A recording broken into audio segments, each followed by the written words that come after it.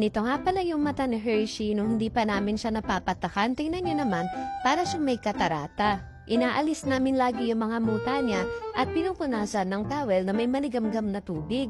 Pero hindi nga natatanggal. Kaya naman naisipan namin bumili nitong combo na to at nang malaman namin kung effective ba talaga. Ika-4th day na nga pala ng paggamit namin ito kay Hershey at napansin namin na naglalight na yung mga katarata niya o muta sa mata. Hindi ko kasi talaga alam kung muta yun dahil nakadikit na siya sa mismong mata niya. 4 years old na nga pala si Hershey at palagi rin namang mga healthy yung kinakain niya kaya nagtaka ako bakit kaya nagkaganto yung mata niya.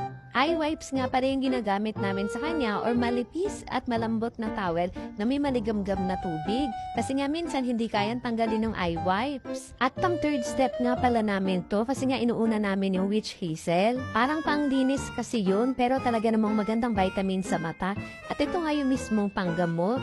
1 to 3 drops nga nang pala yung ginagawa namin sa kanya per day kapag nakikita namin na parang ang dami na naman niyang muta.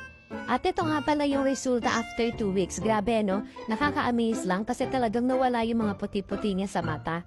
At hindi na rin siya ganun nagmumuta. Grabe, super effective pala talaga nitong combo na to. May natry kasi ako dati ibang brand siya, kulay violet yung takip niya and hindi siya masyadong effective. Kaya naman sinubukan ko talaga tong dalawang to and super nabilib talaga ako. Ang mura-mura pa niya. Kaya kung naghahanap ka ng pang-maintain na magandang eyes ng inyong fur babies, itry niyo to. Super ganda talaga.